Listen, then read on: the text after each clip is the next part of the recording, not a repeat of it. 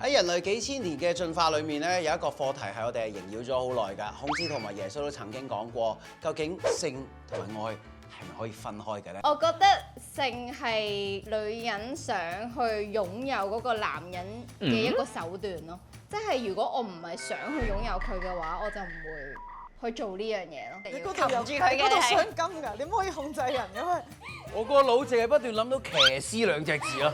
我覺得性同愛唔單止可以分開，性同愛要分開啲。冇錯，我覺得性同愛要分開。俾個5我。 Yes， 係啦。如果唔分開咧，係過唔到人世。你失去咗呢個人咧，係會心痛。你冇得叫玩具都心痛㗎。唔係㗎，你問下佢，你冇咗條女，即係唔係而家嗰個？即係如果一啲你玩咗佢做咩啊？我哋一個答法啫嘛。哇，唔得啊，真係哇，唔好啊，唔好啊。痛啊！哎呀，窒死我啦！你唔會咁咩？咩啊？咩意思啊？我唔知你講咩。咁我哋好難討論落去㗎喎，你攞啲真嘢出嚟講下先好啊你。 OK，我拎真嘢出嚟講，我上文字討論得唔得？講下古仔。即係老公對唔住你，唔好睇。